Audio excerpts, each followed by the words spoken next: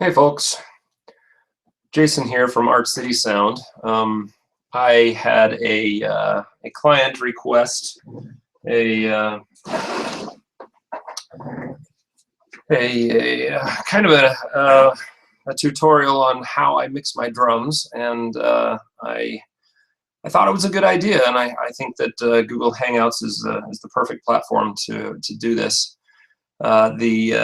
The group that requested it is Hamilton Steel. I've been doing drums for them for a few years, and I record all of my own drums in my live room. I've got a DW Performance Series maple kit that I use, and they seem to like it, and so I keep doing it. And this last time they had some questions on how I mix my drums, and so I'm going to do my best to explain exactly how I do it. Hopefully I don't miss too much. I'm not super experienced on creating these tutorials, so forgive me if I miss anything or if I say a lot.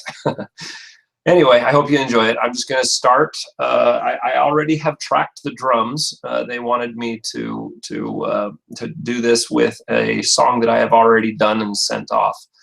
But I'm going to mix this as if I am just receiving the tracks from another studio.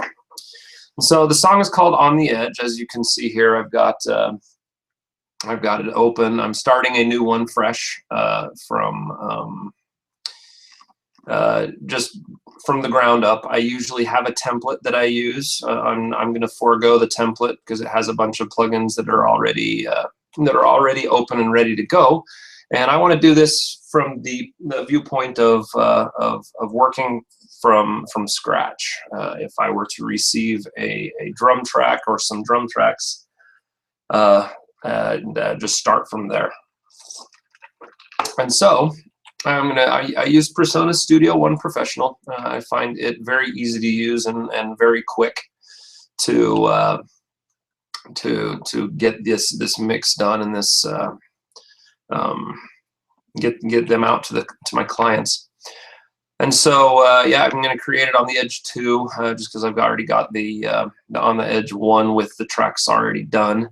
Now this is from as I mentioned, this is from the viewpoint of having received drum tracks. In this case, the drum tracks are already quantized, and that's it. They're tracked, they're dry, and they've been quantized, and don't have any timing issues, so we don't have to edit anything. And those are the assumptions that we're going to make on this one. So I've got an empty song here on the Edge 2. Let's go ahead and start that, and then I'm going to bring down. This is the drum stems, and so we've got our hi-hat, kick, overhead 1 and 2, snare, bottom, snare, sub kick, tom 1 and 2 and 3. So so it looks like we've got everything. Let's go ahead and drag these in. I'm pretty sure they're gonna, you know what, hold on a minute, we're gonna forego that step. Okay, let's close this. I created it at 9624, and I don't want to do that because all the tracks are 44.1. It'll take a long time for it to upsample everything. So let's start a new song. Let's go to the Hamilton Steel Band mic, and then we will do On the Edge 2. We will do 44.1, 16, 170 is it. Empty song. Okay, we're good for 4. Perfect. Okay, so now let's open those up again. I forgot to. Let's do the Studio 1 songs, and we're gonna do Mike Hamilton, and On the Edge. Nope, On the Edge 1. And nope, not mixed down. The stems. Nope. It's mixed down. So this is what I sent that band, is this file right here. So we'll drag these over. Hopefully they just drop right in. Oh, they're not because they're in a compressed. Let's extract it. Okay. Now it should do it. Yeah, there we go. Beautiful. Yeah, that's what we've got. Okay, so we've got now some tracks that are totally dry. They have not been panned. They have not been anything, really. Nothing is done to them. And they should all be, if they were exported correctly, they should all be lined up if you drag them all to the left of the bar here of the track list.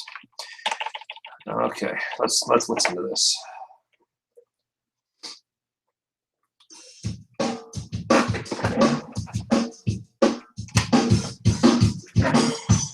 Okay, so those are definitely drums, and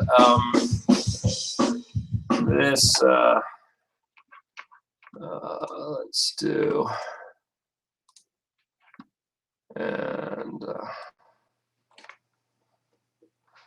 so I don't know if you can tell, I just realized I had the broadcast set to voice. I just changed it to studio. I don't know if that will make a difference now that the broadcast has actually begun. But so yeah, the everything is dead center.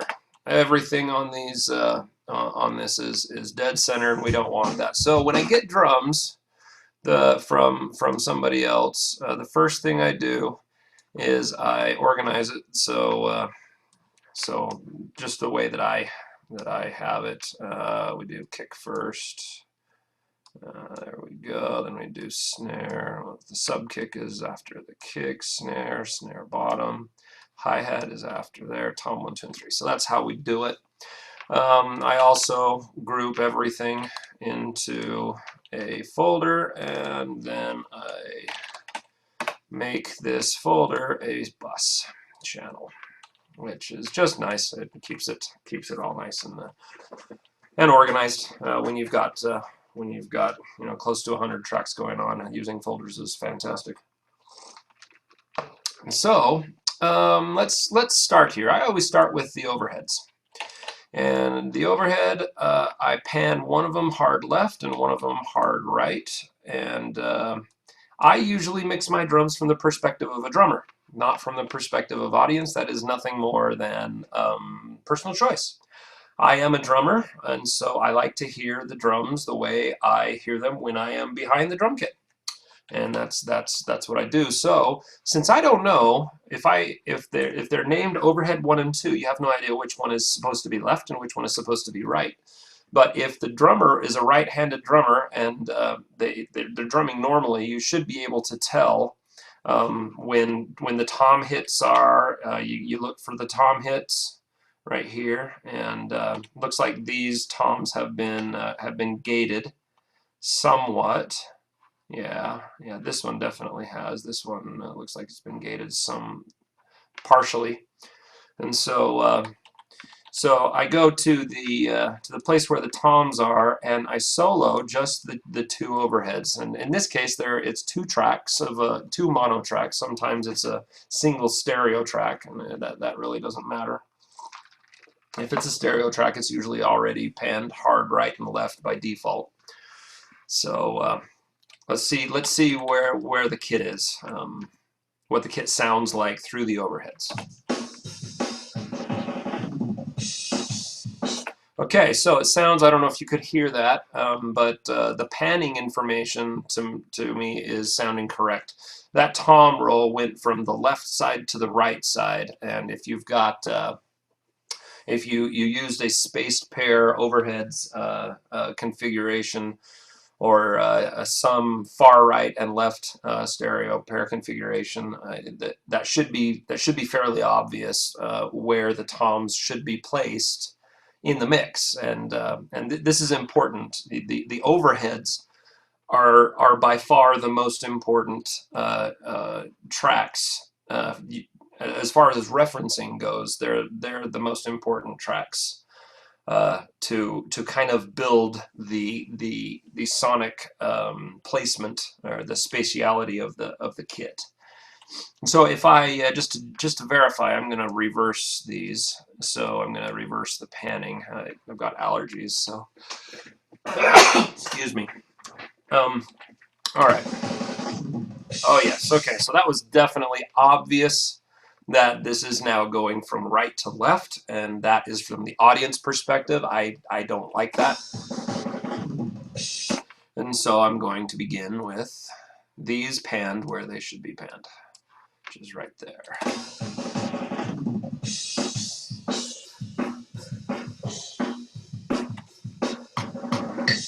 It's already lined up with the click.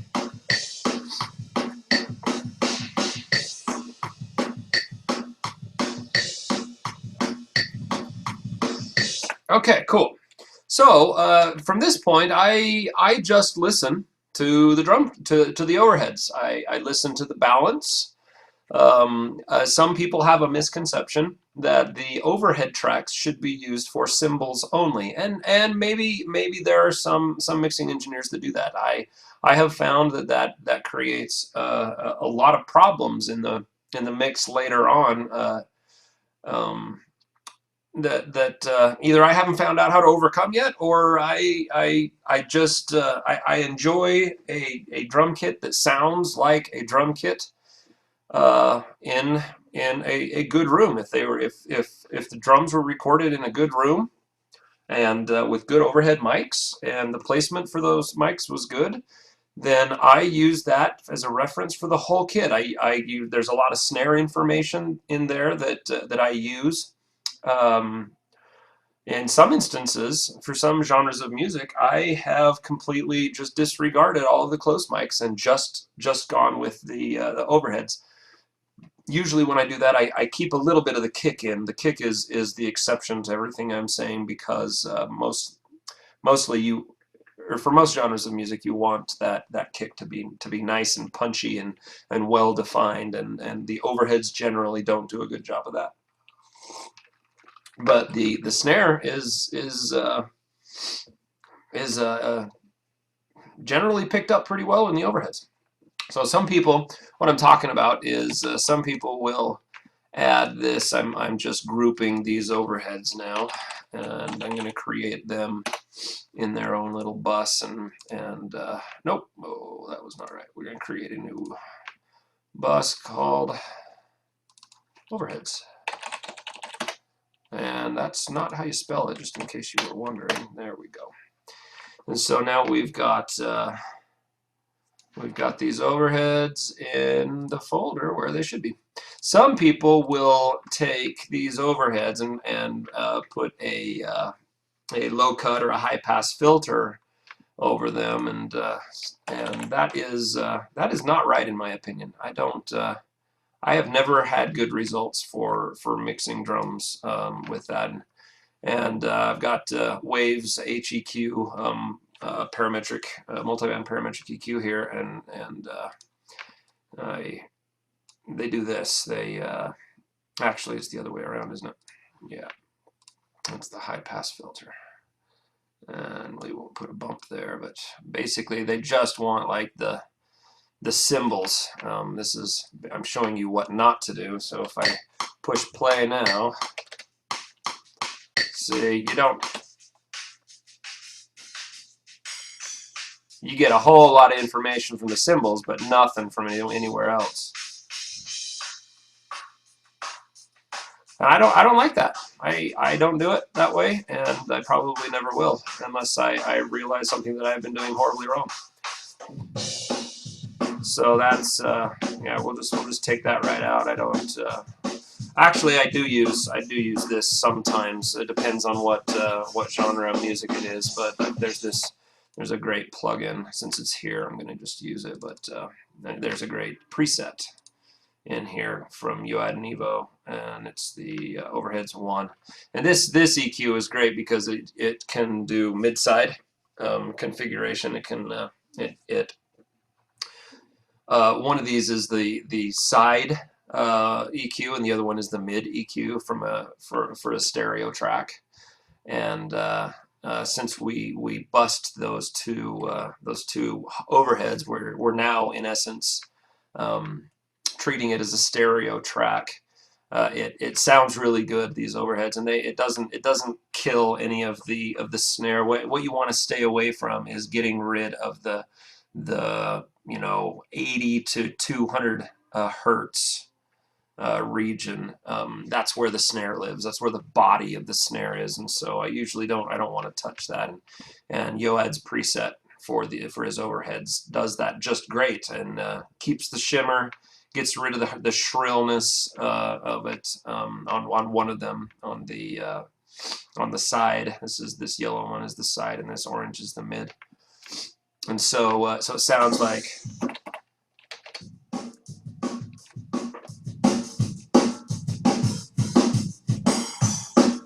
So you get a lot of information from the cymbals, but you still get a lot of that body from the snare. So now I know how my drums are configured. I've gone and here, let's see this tom. Okay, so that tom, let's place the first thing I do is I go and I pan everything. I go and figure out where the drums are in the overhead configuration, and then I pan each individual drum, usually just the toms and the hi-hat, to match where they are sonically in the overheads. And so let's do that. So that tom. It's actually a little bit to the.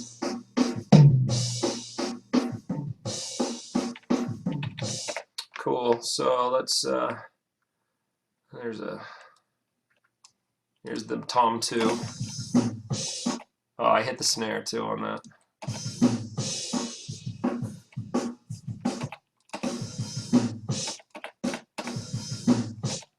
It seems to me like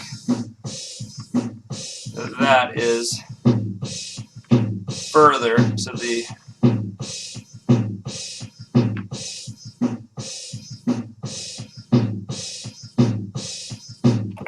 Okay, and then let's do the last tom.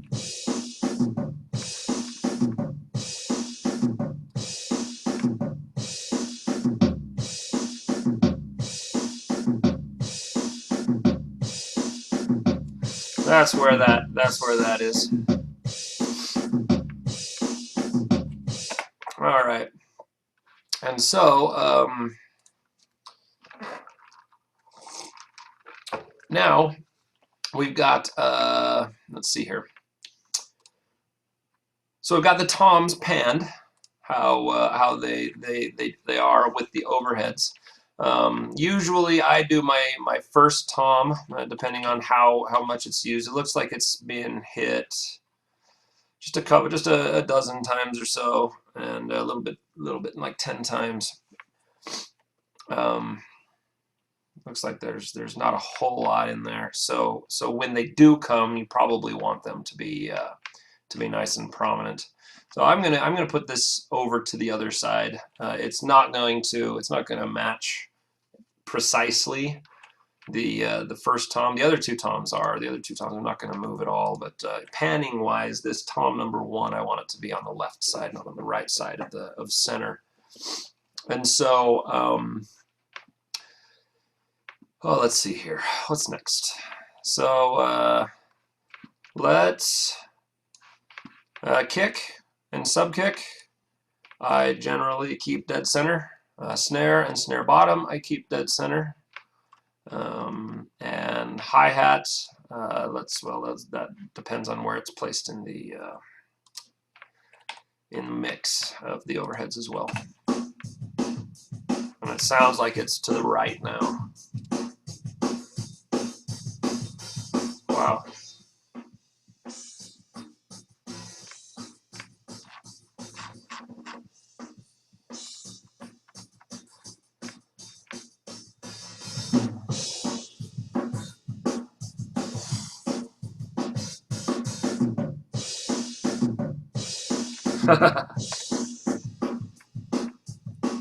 All right.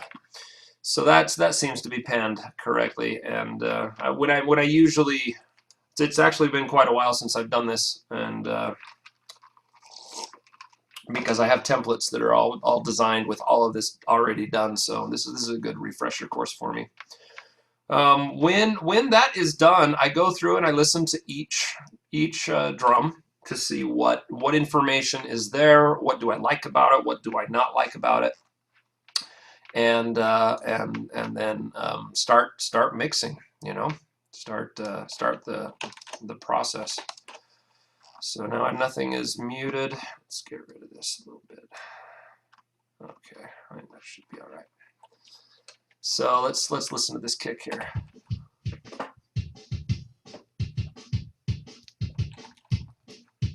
Yep.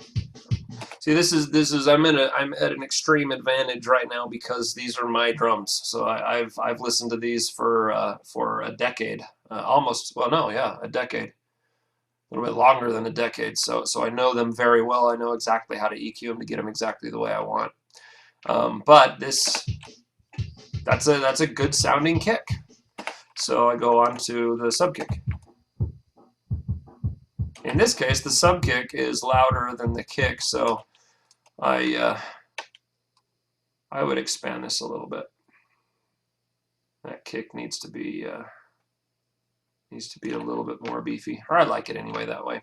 That's totally personal preference. You don't need to do that. It's just basically the same as lowering or raising the fader.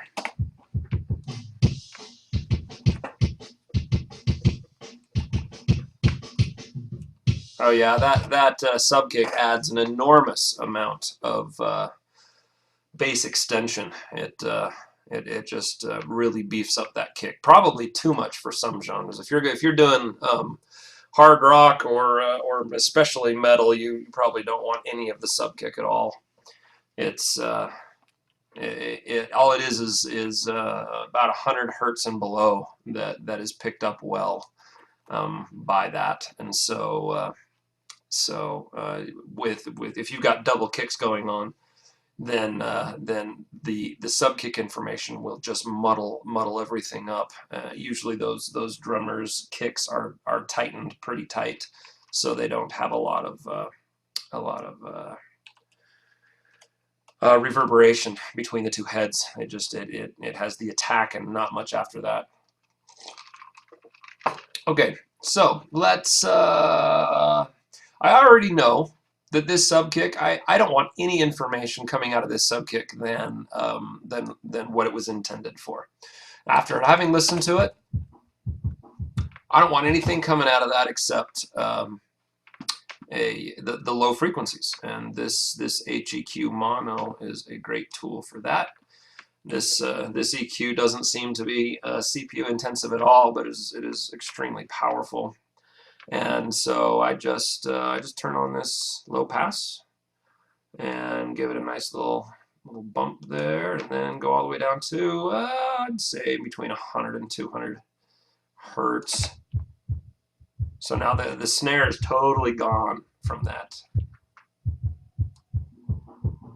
See, there's the snare. So this is just super low frequency information. Also, if you hear the wind outside is crazy, and the door right behind me is leading outside. So if you hear something that sounds like ghosts, it's not. It's just the wind whipping around my door. All right. So that sounds good. So now let's just go to the overheads and turn on the overheads. And let's remove that. Yeah, this HEQ. I'm pretty sure I'm going to use that, but not yet. I want to see how this kick and sub kick mix with these overheads. So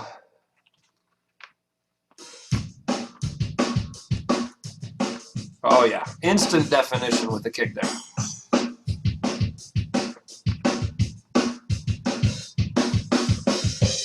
That sounds really good, just like that. the snare is, there wasn't a ring on the snare. There wasn't a ring on the snare when I played it, so there's a lot of ring. There's a lot of that ring. It sounds like I was using the piccolo snare. I've got a Pearl piccolo that I use, and I just replaced the head, and it sounds really good. It sounds nice and snappy and tight. And that Diet Coke is tasty. Okay, so let's see what the sub kick is doing with the kick. Oh wow, yeah. Not quite as tight. That's tighter with without the sub kick. It sounds much more extended. The subwoofer just comes alive when I enable that that kick or that sub kick. I'm not entirely sure that I like the amount of it. So I'm going to turn it down here.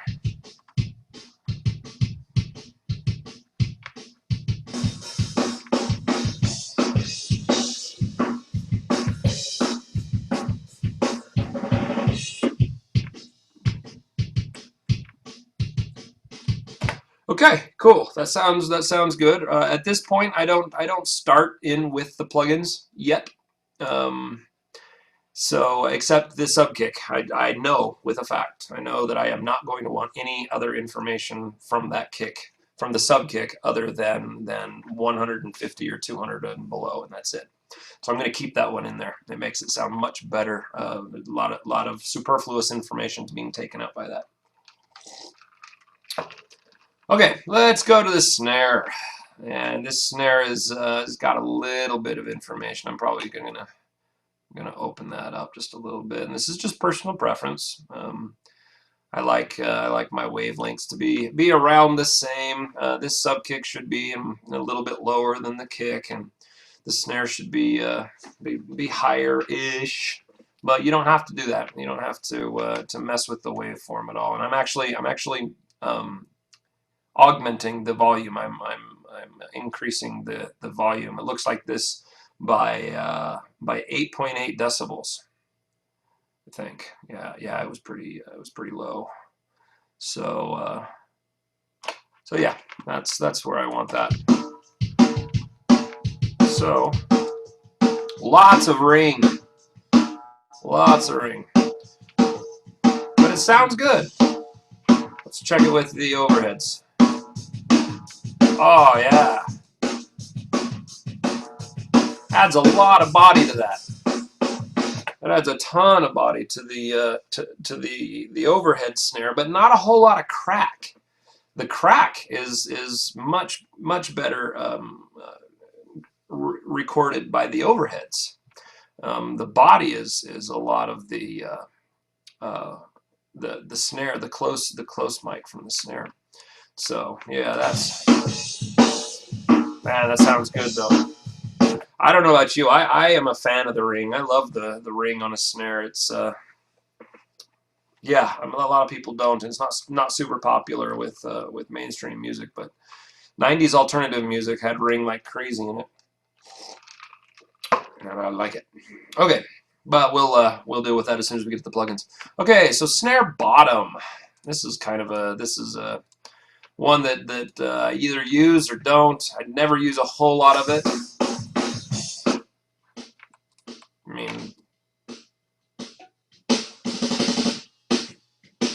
see now that the snare bottom can add a whole lot of crackle to the snare if it's done correctly.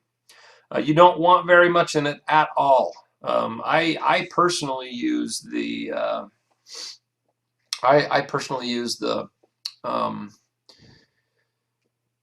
the overheads mixed with the batter head snare, which is this one, and mix those together to get my main snare sound, and then I creep the snare bottom up and see if it enhances the sound at all. Sometimes I totally don't use it, but and even on my own kit, I sometimes will think it sounds better in the mix without the bottom, and sometimes I use a little bit, but very rarely. I don't think ever do I use a whole lot of that snare bottom. So let's mix that with the overheads. See, that actually adds quite a bit of crackle to it.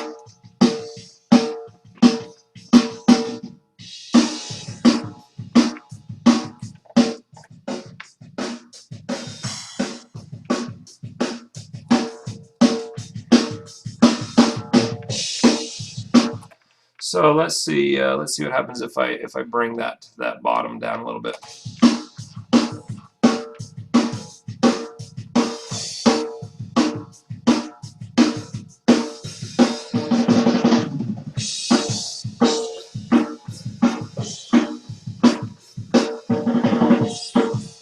Then let's add the kick.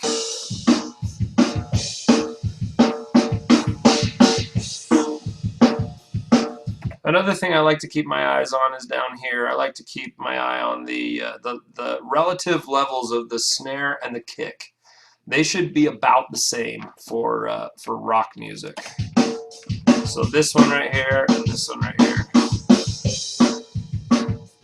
Looks like the snare is a little bit louder than the kick right now, so I'm going to turn the snare down a little bit and this down a little bit too. I haven't got those quite dialed in yet.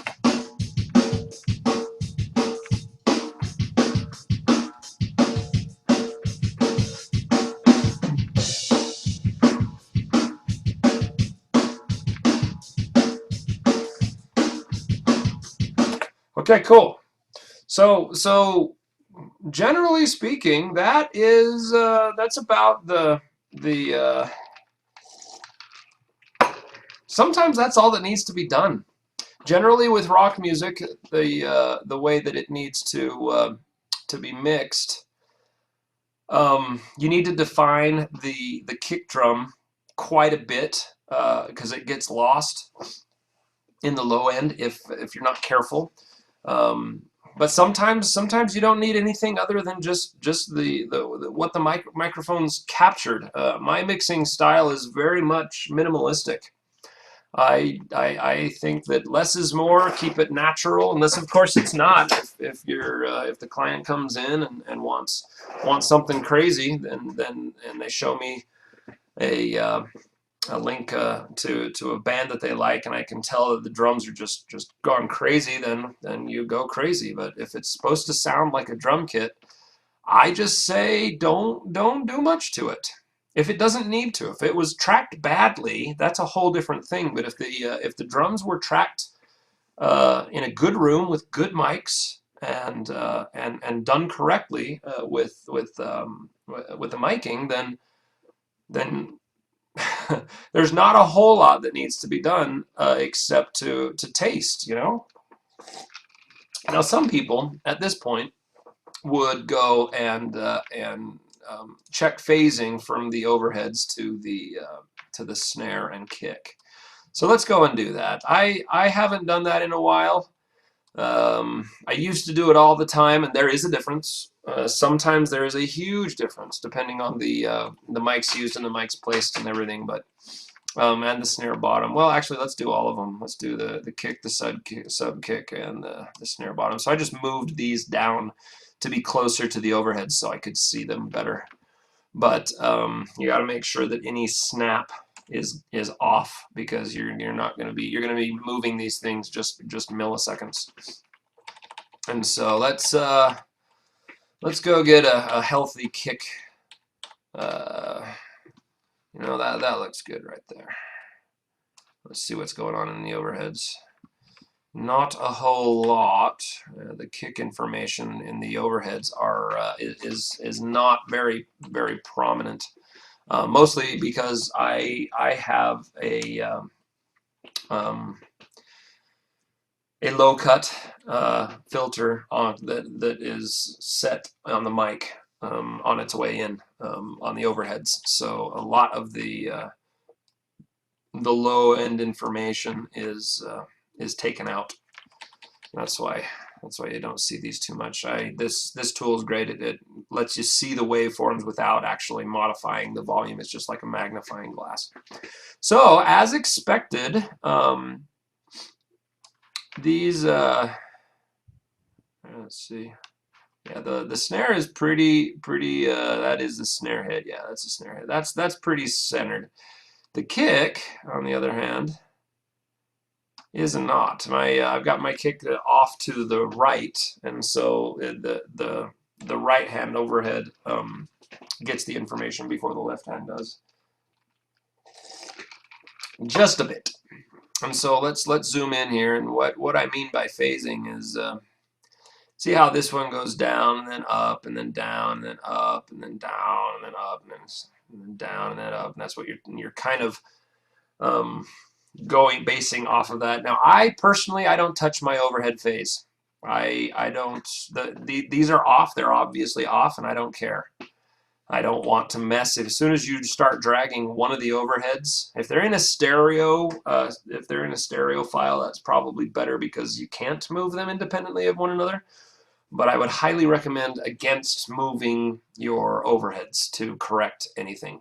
That is the spatial information of the way your kit sounds. So moving that will alter the that information, and generally it's not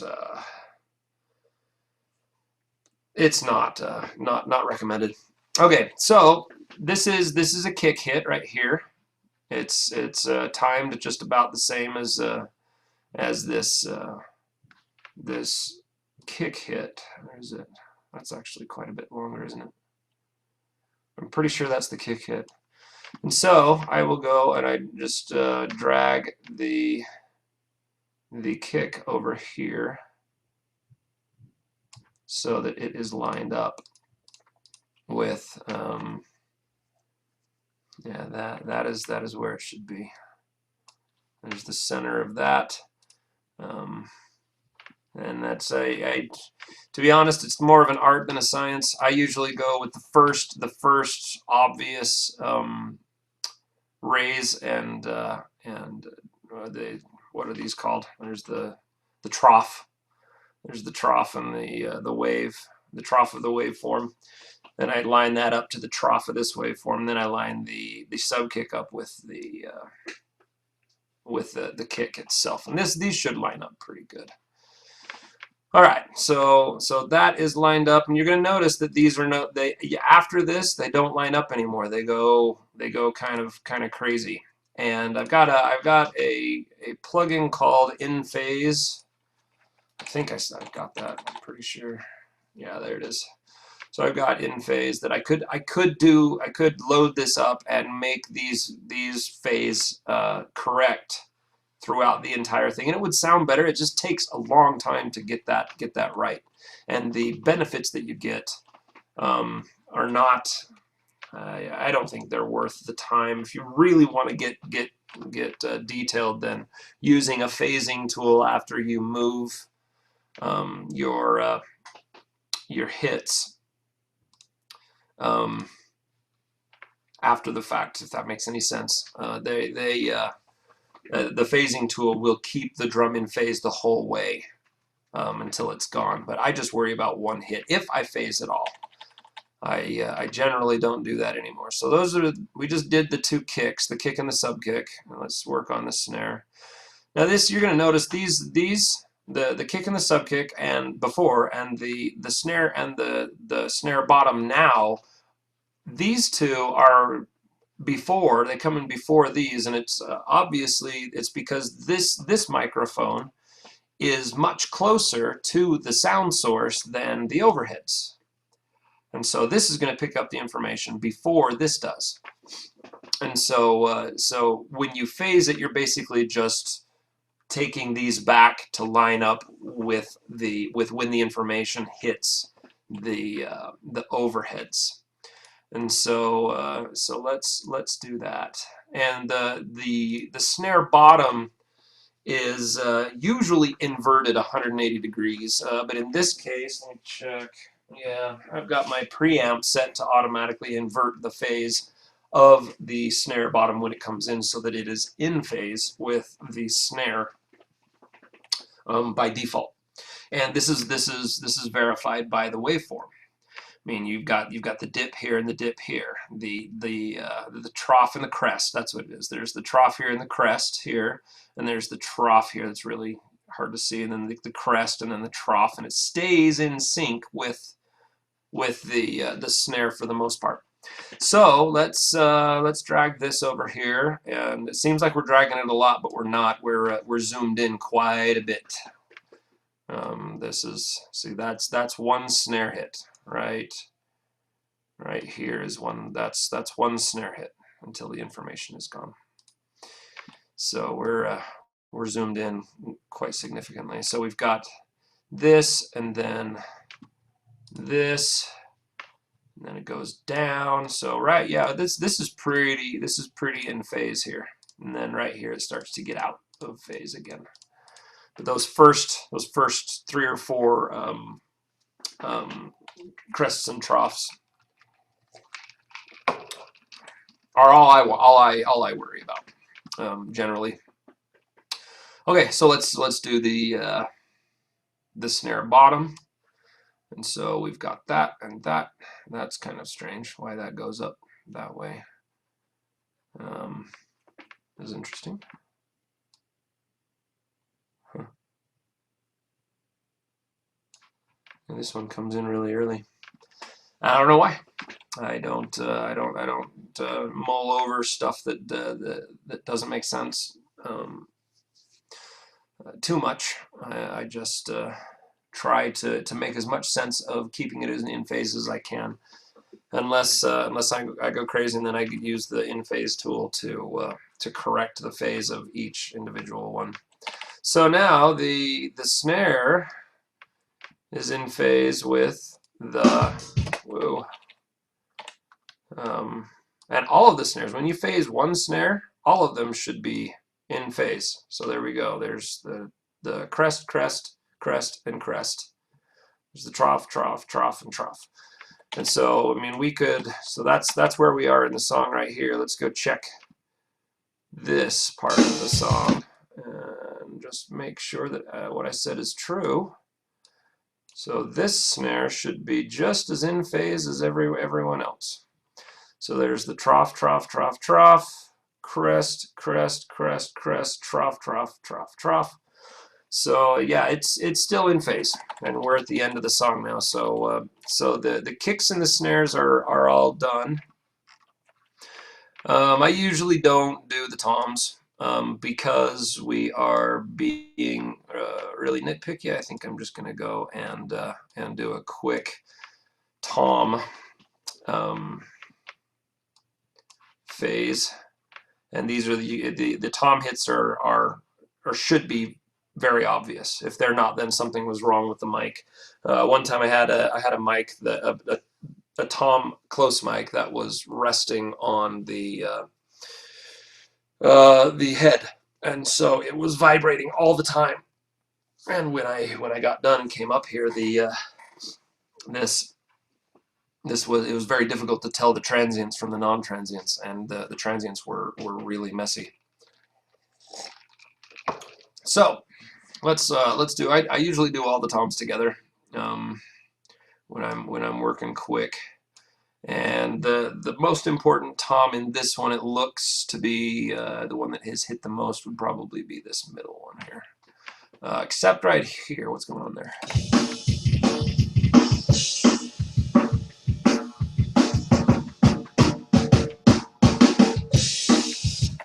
Huh.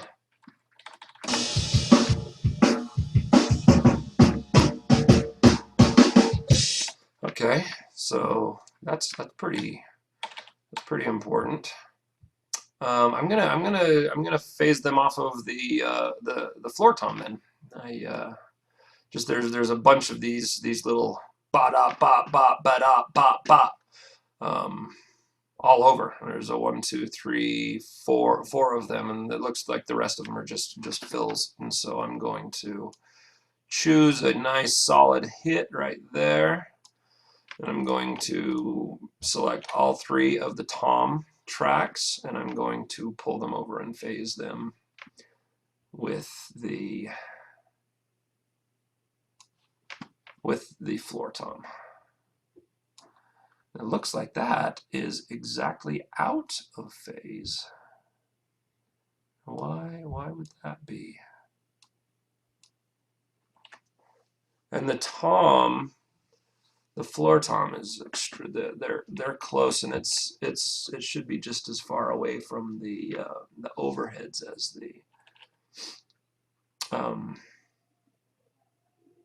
the snare. You know what? It looks like that's already been phased. And we've got a trough and a crest, or a trough right there and a crest, and a trough and a crest. Trough. Yeah, this one seems to be really out of alignment. But they don't seem to matter much. The toms sound pretty good regardless.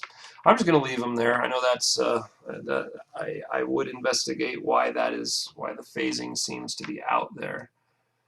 Maybe we'll do it here. See what this one tells us. See, that's even stranger. Oh, you know what it is? It's because I'm hitting the snare too.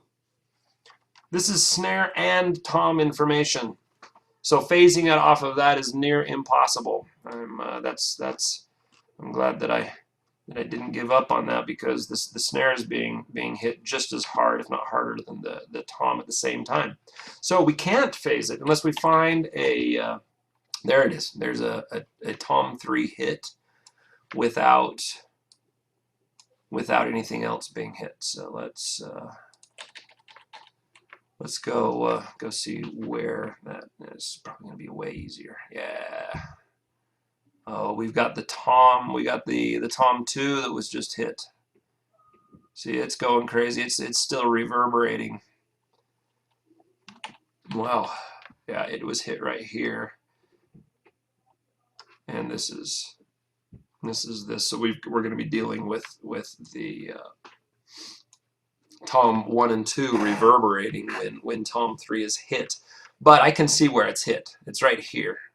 Right here is the initial trough. This is the crest and trough, and so I'm gonna move these over, all 3 of these, because they're pretty much the same. And when you're working really fast, that's the seems to be okay for me. I've gotten good results from doing that. And so we've got yeah, so we've got a trough, crest, trough, crest. They're lined up pretty solidly there.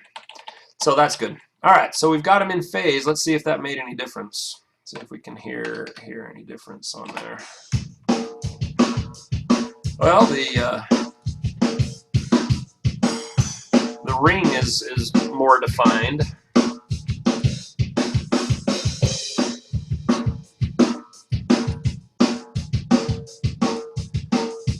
That's nice.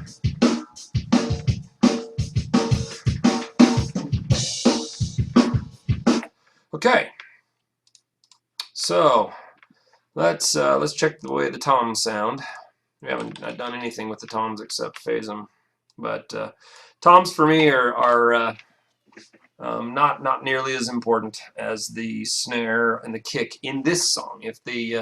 If they were doing jungle beats and playing on the toms, or if they incorporate the tom into the main core beat a lot, then they become much more important. But this one is just kick, snare, hi-hat, and cymbals, and with some toms scattered in there. So that tom sounds nice and loud. This I need to raise up a little bit. There we go. So let's see how this tom thing.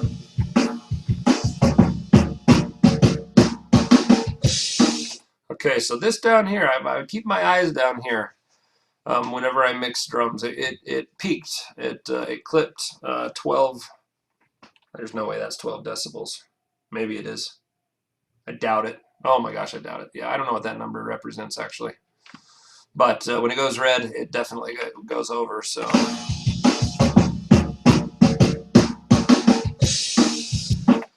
I just that is pretty simple. You just go over to the drum bus and turn it down. I usually turn it way down. Then turn my volume back up.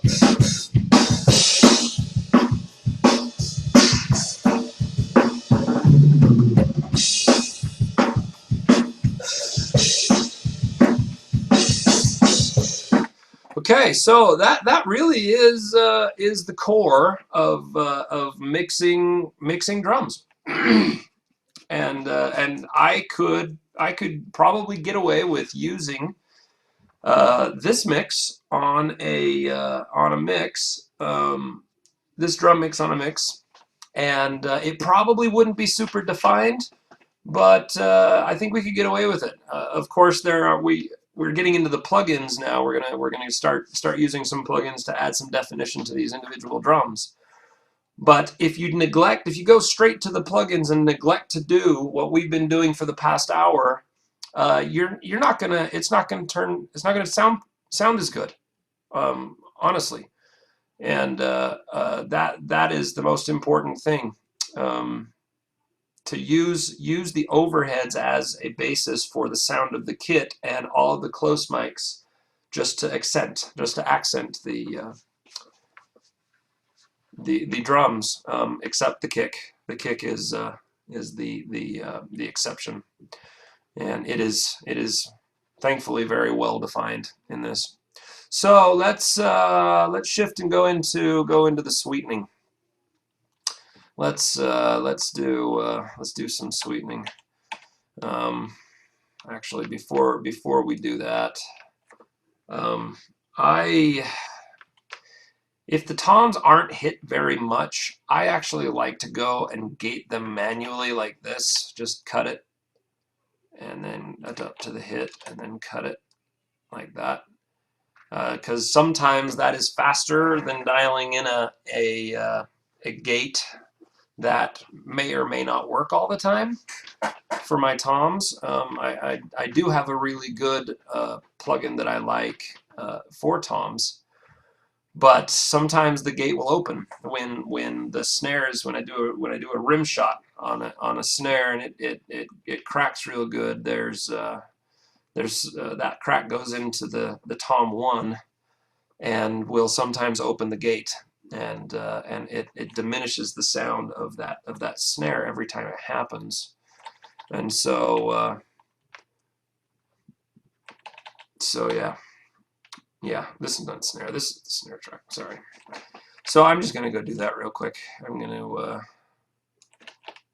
take these hits, and it looks like tom 1 was done in its entirety.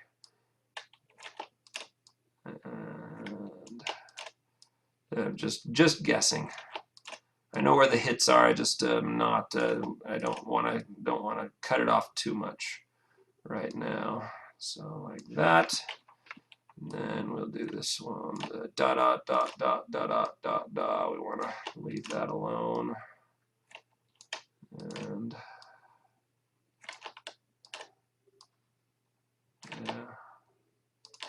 yeah, this probably doesn't matter in between here. We'll do it anyway. Okay.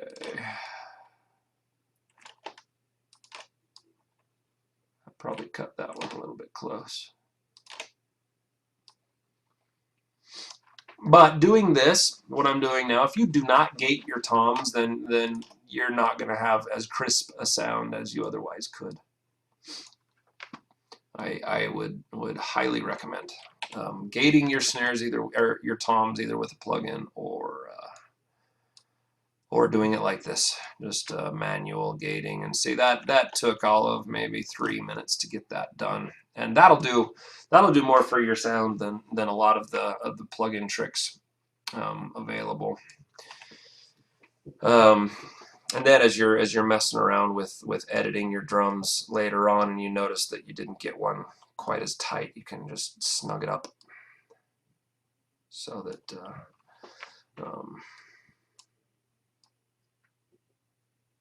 the information that is passed is only through the tom mic is only when the tom is hit. That's it.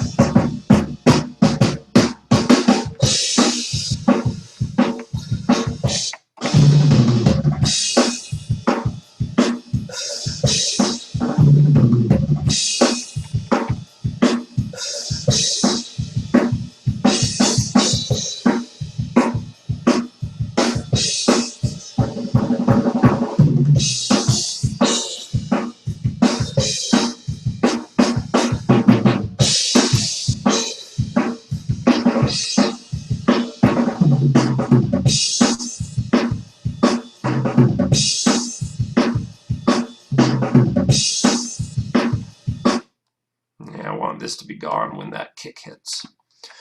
Sometimes on my low tom, some cymbal information gets put in there a little bit too hot. And if I have my toms really high to accentuate those rolls, the cymbal will just come through that way too loud. So I get rid of the tom information before the cymbal, or right at the cymbal hit. That's still not. There's a little bit after.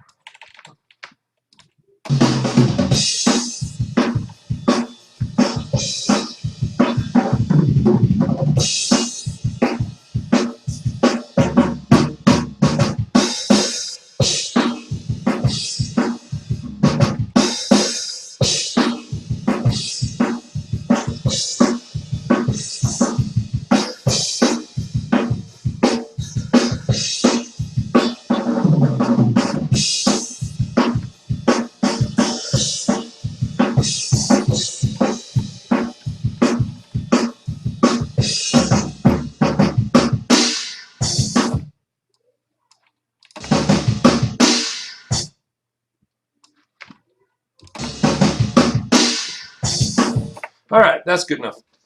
Okay, so that is the. I think we're on to the plugins. So so some plugins are kind of funny things. You can do all sorts of things that you want to get your drums to sound the way that you want them to. I have found some plugins that work really well for me. The one that I found most recently is from SSL.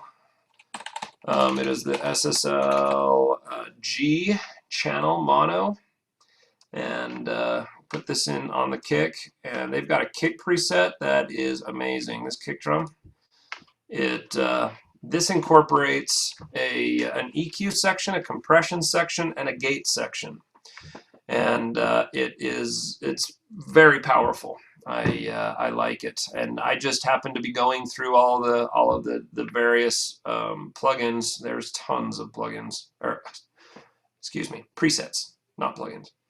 And the one that I like the most is just the vanilla kick drum preset from on the G. It's just opens that thing up. It puts a nice high frequency click in there. And it also gates it so that when it hits, and these lights are the gates when it's being employed, these green lights. And man, without it, here, listen, it doesn't do jack. It accentuates the low frequency, the 50 hertz area by 11 decibels. So it is a very radical plug-in. It affects the kick greatly. And so I use this one almost on anything rock or alternative. It's very punchy, in your face. I like it. So and that's all. This is I set the preset and then I'm done. So just in case you're wondering, we can go. If you don't have this SSLG, you can emulate what this is doing by employing a compressor and a gate and a high frequency, mid frequency, and low mid frequency, and a low frequency EQ, and get somewhat the same results. But this channel strip is a very high quality one. I like it a lot. So it looks like here, I'll just go through this with you, that there's a mid here that is, it doesn't look like it's used at all. This is the high frequency. It's got, what is this, a 9 dB gain on the high frequency. It looks like 8.8K. There's also a boost, a 6 dB boost at 3.7K. Looks like the Q is at 1.65 on that. Low mids are not, there's only a 2, or wait, not this is the dB. This is a negative 8.2 dB reduction at, this is 400, no, 260 hertz. The Q is very, very thin. It's at 2.85. That's probably the magic. That's where the sound comes from, is that right there. And then the low frequency is just boosted. It is at 50, 60 something. What is that? Yeah, 58 hertz. It is boosted at 11 decibels. You don't need to do this. You can just boost the fader and probably cut this low mid, and you'll get the same result. As far as the compressor goes, it looks like it is it's not being super compressed. The threshold is at -1, and that's almost nothing. I don't think it's being compressed at all, actually. The 5.4 ratio, so 5.4 to 1 ratio, and it's being released, but yeah, that doesn't make sense. The threshold is not. It's like almost not even to where it would be hit. Oh, it's almost at 0 decibels, which is full sound. The gate, it is gating it pretty intensely, but I'll let you figure that out. I generally don't gate it. If I don't think the gate does anything. It cleans up the sound a little bit, but the mic is inside the kick drum by the batter head, and I use a D6. I use an Audix D6 on my kick for rock music, and that is that. And then I don't even know what this is. Analog on, stuff down here. That's at 0. This is probably a gain, just an output gain, or an input gain. Looks like it's an input gain, yeah. All right, so that's basically what I do for my kick, and that's it. I mean, I say that's it, but that's actually quite a bit. I thought it was compressed more than it was, but it's not. So they just boosted the living bejeebers out of that low frequency, and then cut it right at about 220, which is nice because that 220, 100 to 200 is right where the body of the snare usually lives. So let's listen to this with this plugin enabled.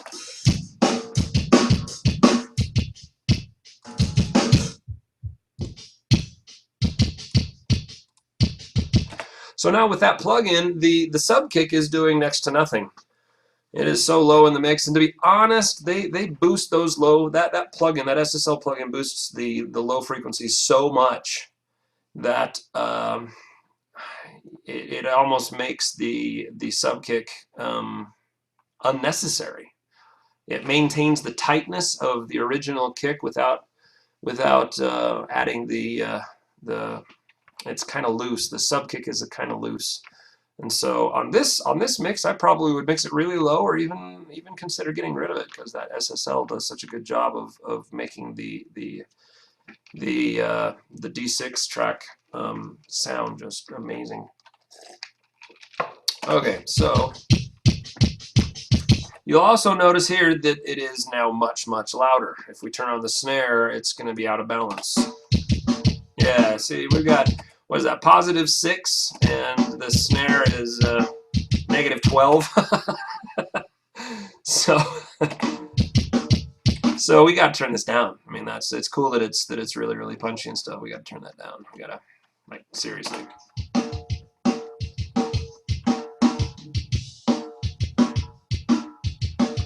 Okay, so yeah, sub kick is we'll just leave it in there, I think. No, we're not. It sounds better without it. So we're getting rid of the sub kick in this one. All right. So let's do snare. There's two plugins that I found that I really like in the snare. One of them is the Presonus Chain. In Studio One Pro, there is a drum preset called Rock Snare. I really like it. It's just a compressor and an EQ. And the compressor is set to 2 thresholds, -15, so it's gonna hit the compressor every time, and that's it. Looks like it's got a conservative release. The attack is 84. I would probably no, actually I would keep that right where it is so that it has some time to poke through. I really like that. And then the EQ, this is Studio One's multi-band EQ, parametric EQ. And it's got the body accentuated. That's a common tactic around 150 hertz. What have they got it set to exactly? That was the orange one, 126 hertz. And then add some snap to it, and I like that. It sounds good. But I also really like the G channel, their rock snare or their snare drum preset.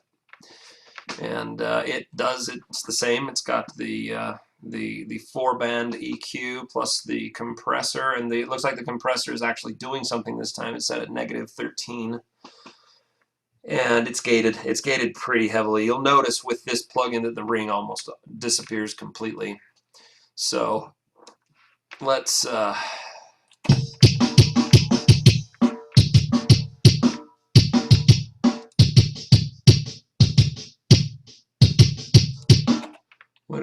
hold on. I put it. Hold on. I put it on the kick. Okay. Yeah. Hold on. I was like wondering why everything went crazy. So let's remove everything there. Let's put the SSLG back on the kick.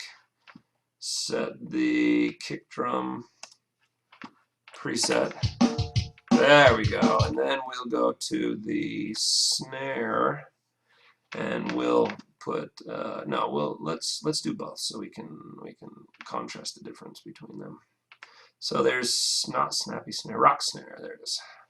So we've got that, and then we'll put the SSLG below it, and we'll turn that off.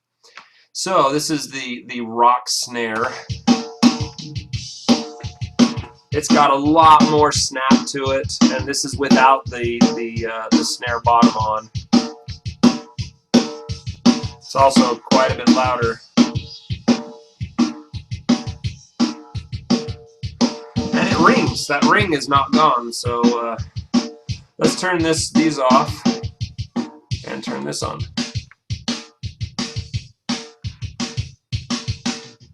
This is still kick drum, so let's load the where is it? Snare, rock, snare drum right there. There we go. So now the ring is all but gone when you turn the overheads on. Oh, it sounds nice. But I would actually turn these overheads down a little bit. They're too loud. Now they're too soft. So yeah.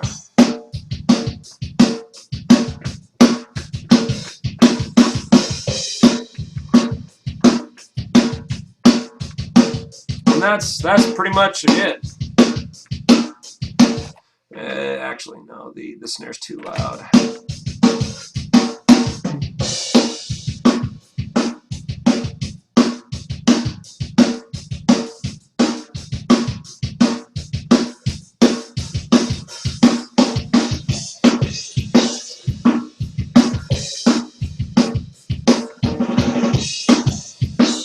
Okay, so these overheads. Now let's turn this back on. This is the overhead parametric EQ preset from Yoad Nevo, and yeah, the overhead one. And you should notice a difference almost immediately.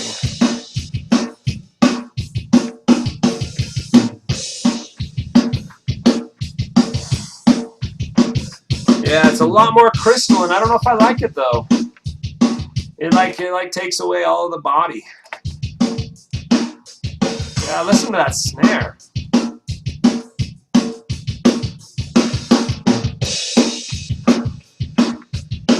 Yeah, that's out. I don't like that one bit. I'm pretty sure I didn't use that on the one that I sent them, but that doesn't sound good at all. Usually that sounds a lot better.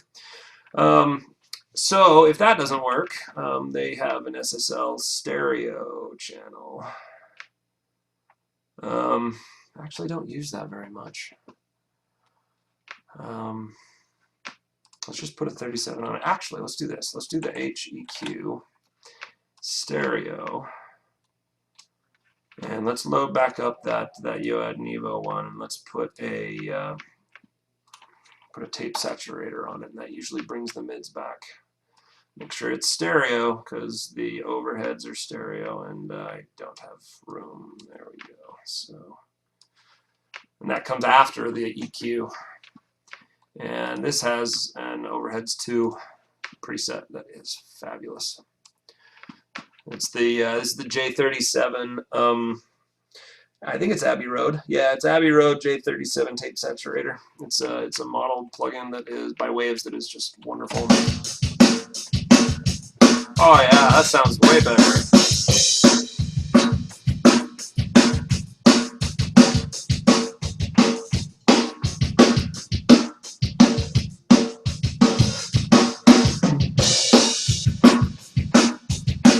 Yeah, that brings it alive.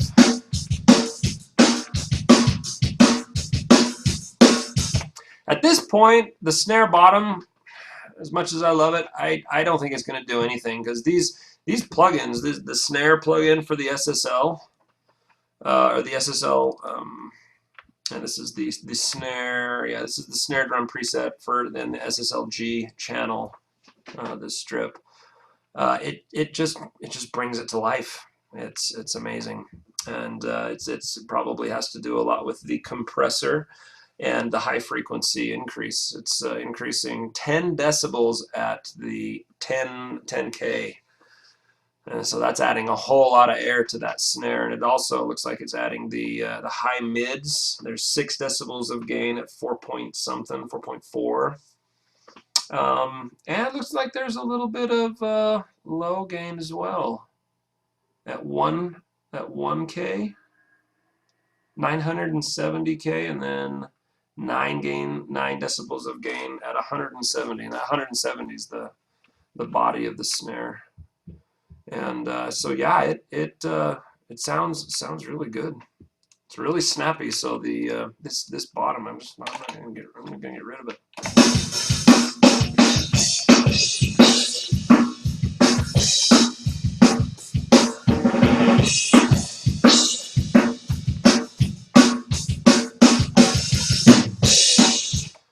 Whew! Those cymbals are very strident now. That's probably too much. And I don't do anything on the individual overheads at all. I put all of my plugins for the overheads on the overhead bus, so that it does it to both of them. There's no reason why one should have something and the other shouldn't.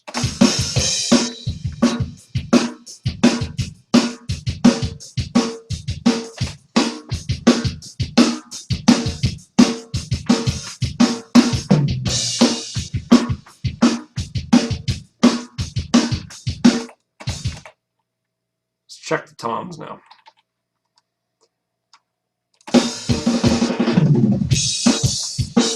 You know what? I would be all right with that. But since I've got so many plugins, let's see what we can do. The two that I like are there's an SSLG preset for rack toms and the floor tom. And there's also a rack tom preset. There it is, rack tom preset for the from PreSonus. That is an expander, a compressor, and a multiband EQ on the toms. But I could get away with just leaving those alone. I don't. They don't sound. I don't think they sound too terribly different. There, let's see here. So that's with it. It's pretty close. It just sounds a little clearer. And then it's got a gate. But the gate isn't aggressive enough even close. And so let's just do that. Let's go on tom 2. We'll do the same rack tom preset, and this is a floor tom. Tom 3 is a floor tom. And if you don't know what the drums are, you can pretty much safely make the assumption that the third or fourth tom is a floor tom. If they get deeper than 16 inches, then or not deeper, but if they're bigger than 16 inches, then you can assume that they're a floor tom and that the floor tom preset should be applied. So, and then there's the floor tom right there. And so so let's see what happens there.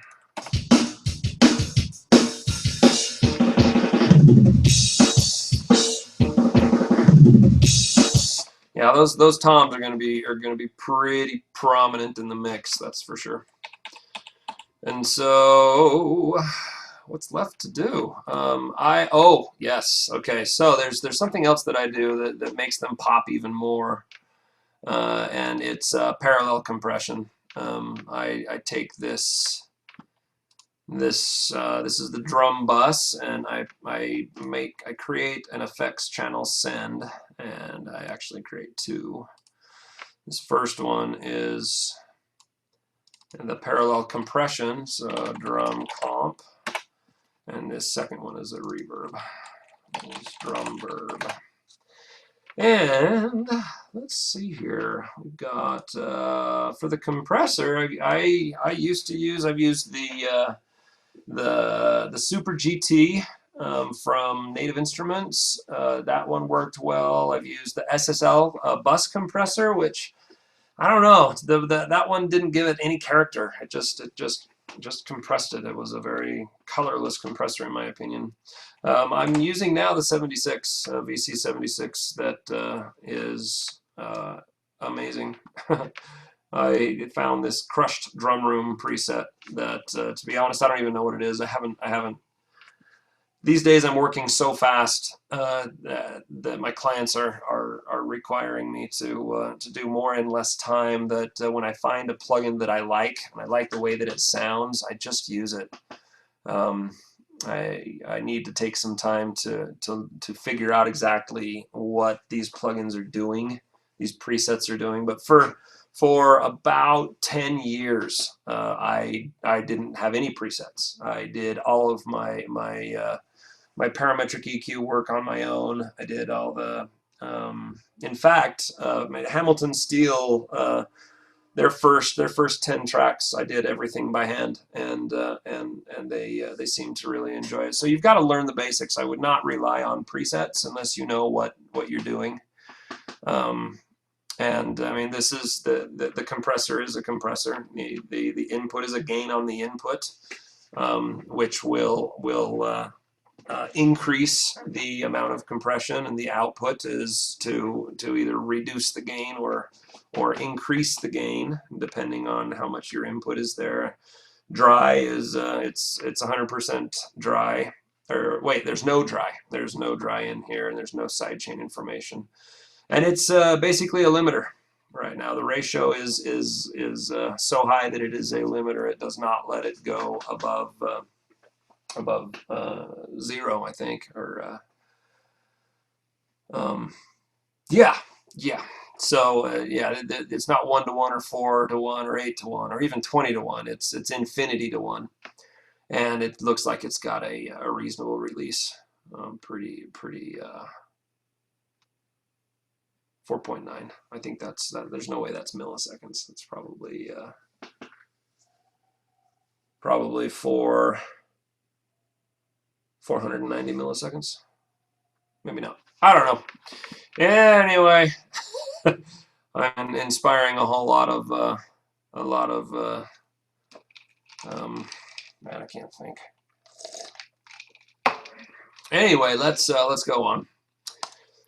So that's the parallel compressor that we just put in, and you put that on as a send in your drum bus. Let's turn off the drum verb and see what that drum compressor did. That parallel compressor. It's good. It does actually.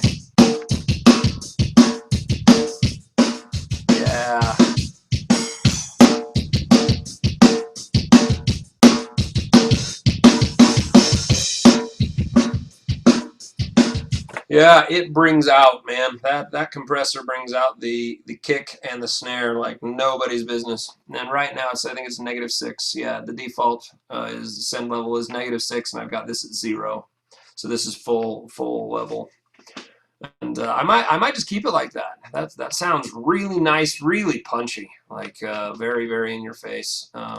It's really popular today. And let's do a drum reverb. I've got this. Let's do H reverb. This is a hybrid reverb from Waves. I'm kind of a Waves snob. I love their stuff. And let's do stereo, because it's a stereo bus, and they've got this preset. Where is it? There it is, the Oak Room.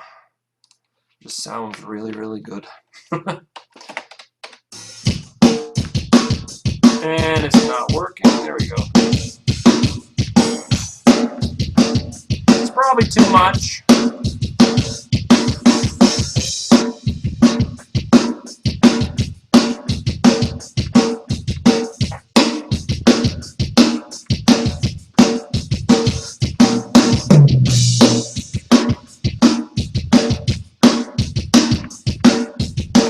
And that would be it if I hadn't have found yet one other amazing plugin.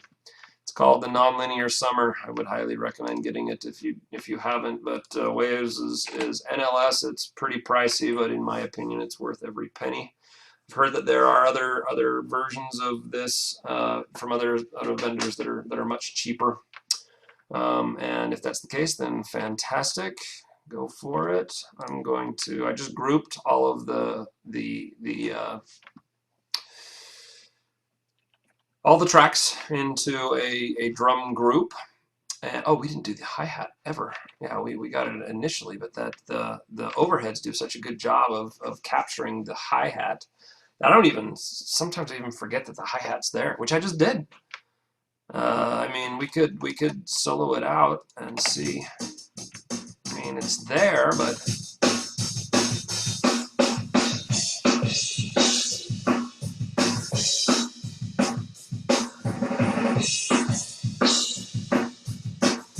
I'm going to leave it there. I like it. It actually is doing more than I thought it would.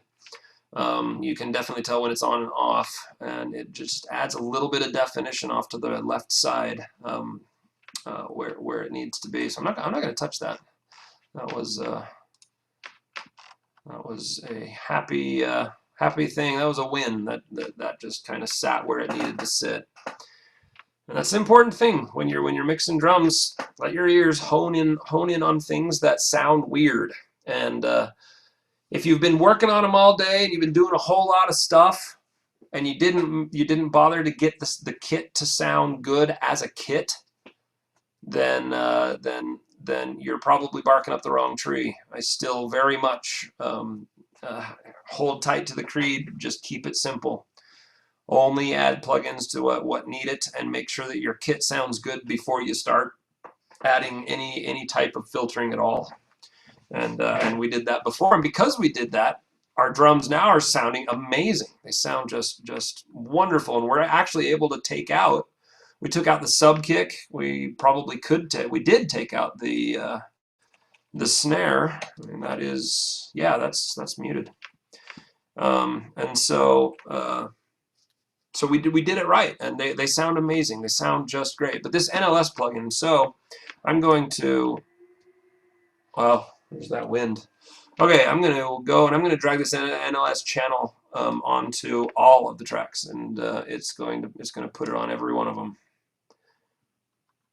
So let's verify that that's what it did. Yep, there it is. There's the NLS channel, and this should be the kick, and that is the Spike 10. And this should be the Spike 2. Okay, so it automatically increments the Nonlinear Summer. What this plugin is, this Nonlinear Summer, is an analog console modeler or emulator. And it basically, what they say they've done is they've gone and emulated the tiny nuances, mechanical nuances between the channel strips of three really popular models, analog consoles.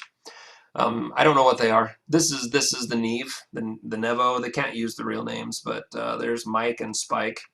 Mike I use all the time on the kick drum and on bass tracks because it does wonderful things to low frequencies. Spike adds a little bit of sizzle up top, and the Nevo is pretty neutral. That's the very quick and generalized way of categorizing them.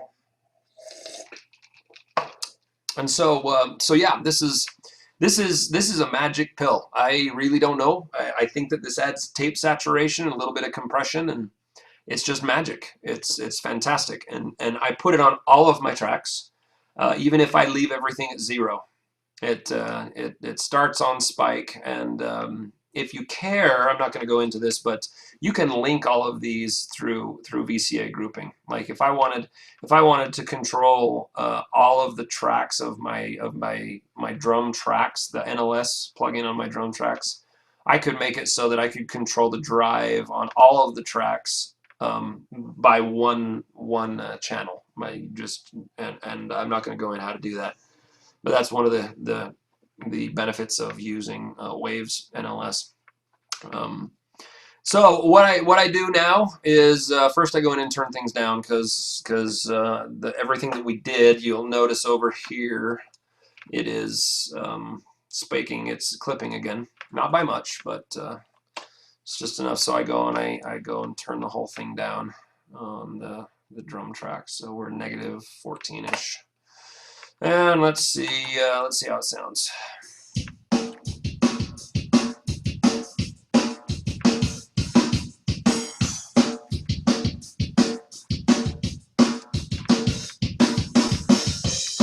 That sounds good.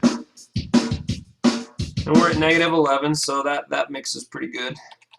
The levels are pretty good. And so let's mess with this NLS on the kick. And this kick, I want to do Mike. I want to not be part of a VCA group. I want it to be on its own. I want it to be the Mike emulator. Okay, so you'll notice it is peaking big time because we're feeding it into this channel before it hits the negative 14 dB gain reduction. So the way to keep this from just oversaturating, and right now it's way oversaturating it because it's peaking at 0 every single hit. It's got this trim that is an input trim.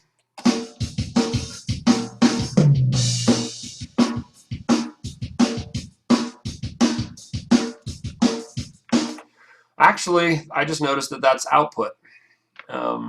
So you should probably do your gain staging before. We can do that actually really easily right now because I've got these grouped.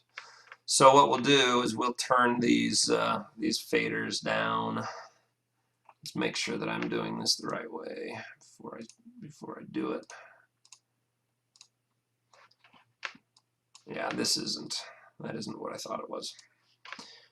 Okay, so let's just turn everything down. We've got, let's make sure the overheads are being affected as well. Yeah, they are. Everything's being affected. So let's turn these way down and this way up. And that will that'll bring down the level, or it should bring down. Let's see if it brings down. No, it didn't.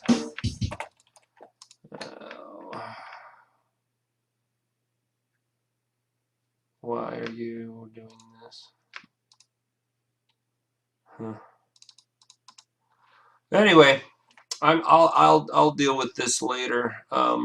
We'll pretend that this is an input. I've treated this like an input gain, and it seems to work. I didn't get any crazy distortion by doing it that way.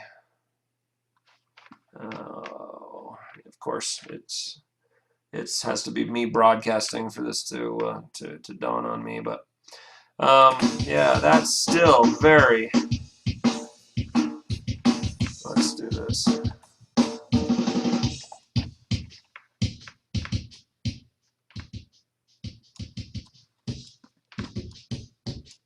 Oh yeah, no, that's wrong.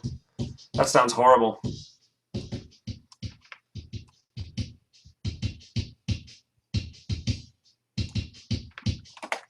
Yeah. So I've gotta figure out how to. Oh, you know what it is? It's the SSL. We gotta put the NLS channel before the SSL. There we go. Okay. All right. Sorry about that, guys. So now that sounds even like that. Oh yeah, it sounds way better. So now we can increase the drive of this kick with this, and it just slaps it. It's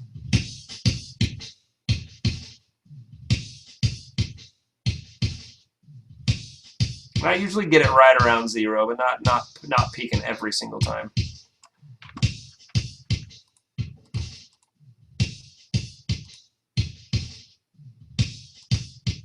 And that adds so much character, so much depth. Okay, so let's do the same thing to the snare.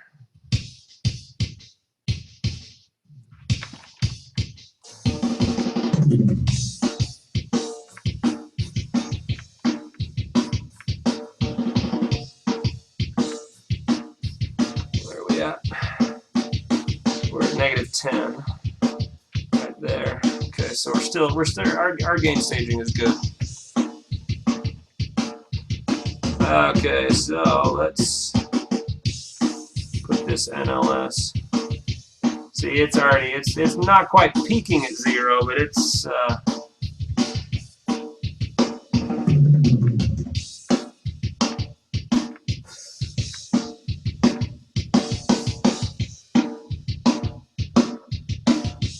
oh, that sounds so good.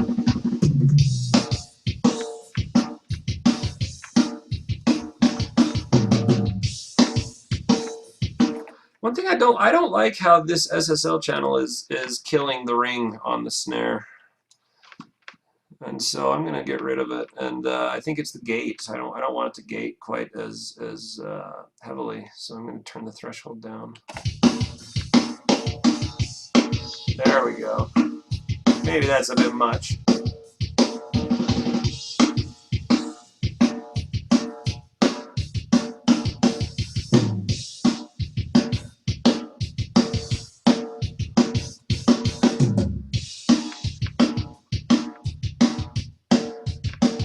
Maybe I do. I don't know. Yeah, it's back up to where it was. That's I like that better than the ring. That ring is really apparent because of the compression that is going on there, and I like the compression what it does. So I think that'll do.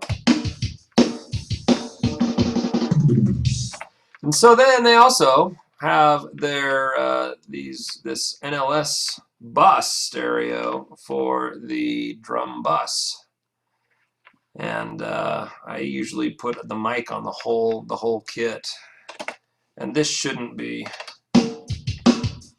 It's barely registering. Holy crap! Yeah.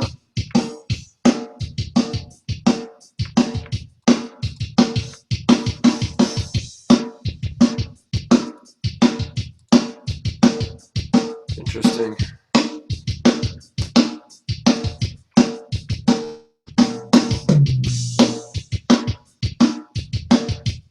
Oh, hold on. I put it on as a send. Okay, we'll remove that. Yeah, we don't want that. It's like, why isn't that being... There we go. I usually work with 2 screens, and for this broadcast, I'm working with 1. And so, so I'm having this. All of this information is usually displayed on my second screen. but I didn't think it would be appropriate to have an entire screen off the broadcast. So let's see if having this where it needs to be, it increases. There we go.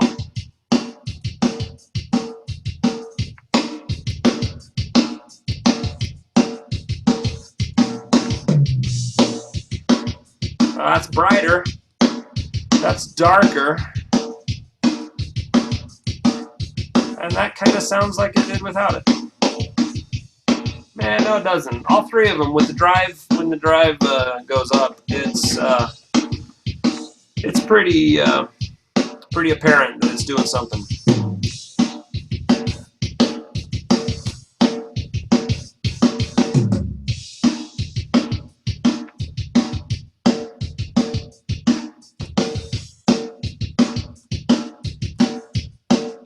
I like the mic.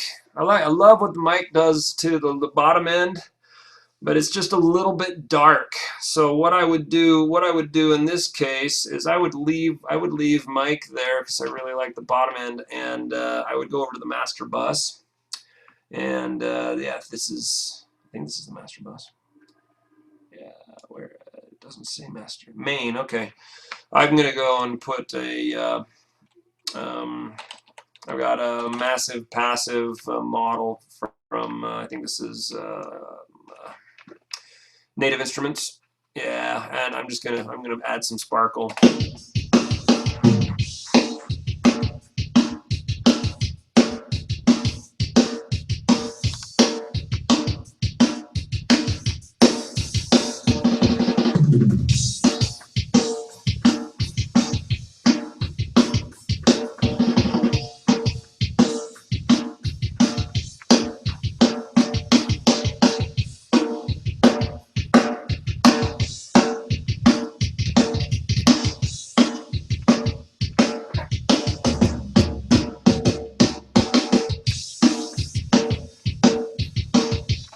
Okay, so now let me go find down.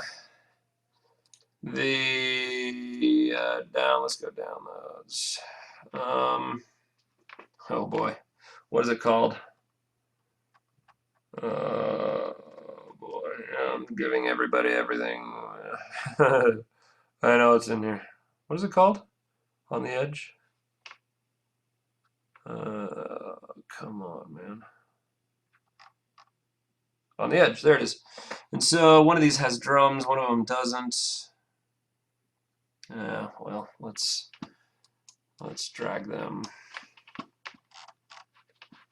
Yeah, on the Edge, I'll guess this one is the one without drums. This is the track that Hamilton Steel gave me. Let's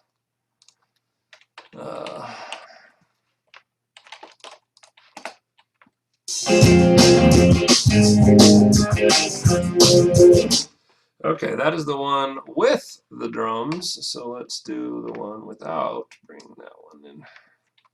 Holy crap, that converts it so much faster. Probably because we're working at 44.1. So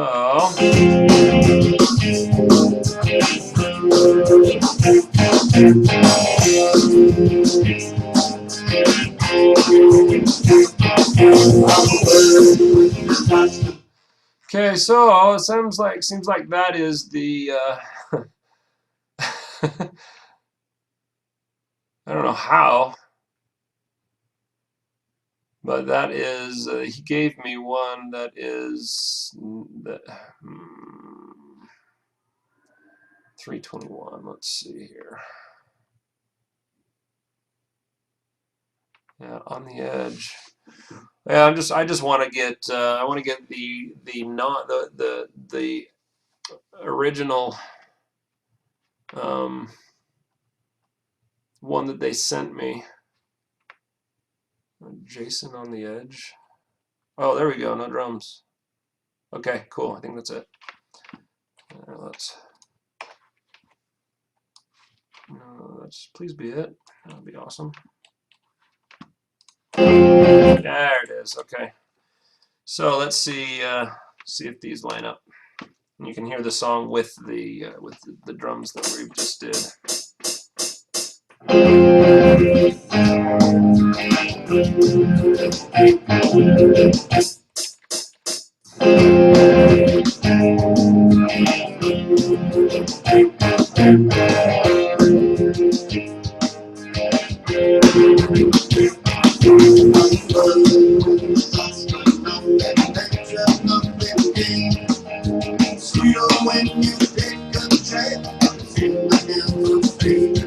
So now I immediately have figured out that when compared to their original, the song that they sent me, my overheads are very, very low, and so I can't hear. I can hear the hi-hat, but I can't hear the splashes. And so you want to be careful. You don't want too much overheads, because the overheads are not just the cymbals. It's the whole kit. And so we bring the overheads up gingerly.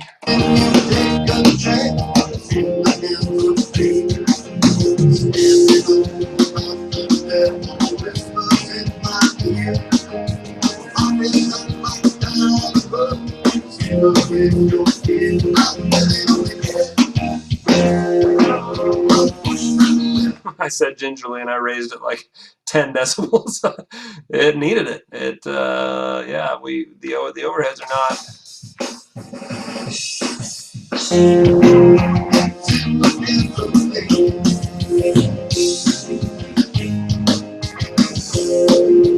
Oh, I know why.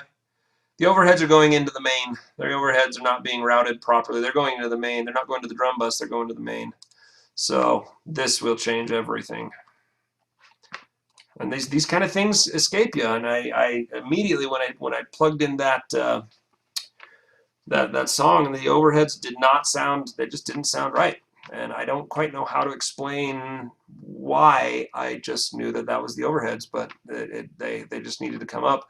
And when I needed to bring them up 10 decibels to be heard, something that shouldn't happen. So that's when I noticed that they were not being routed to the drum bus. There we go. That's better.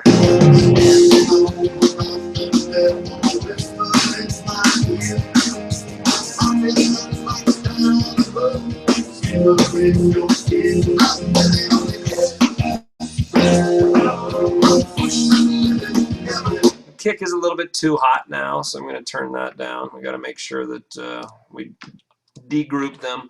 I could have routed them to a VCA, and that probably is the right way. I haven't quite learned how to use VCA faders yet, but I got to degroup it so I don't move all of the faders of the drum bus.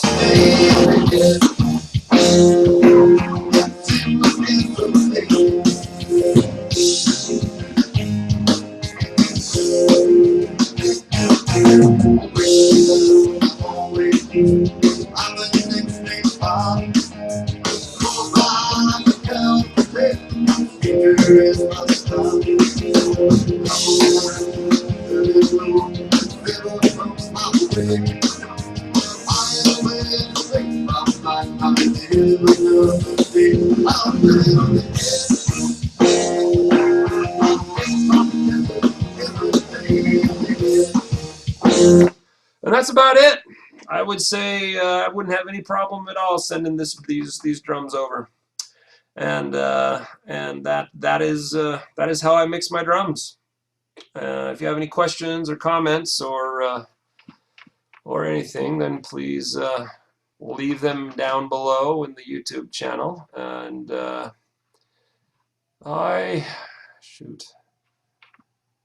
there was a way for me to question and answer. Okay, I don't have any questions here. Not even sure if I had any viewers, but the object of this was to just let people know how I mix my drums, and that is how it's done. Hope I covered everything. All right, thanks guys.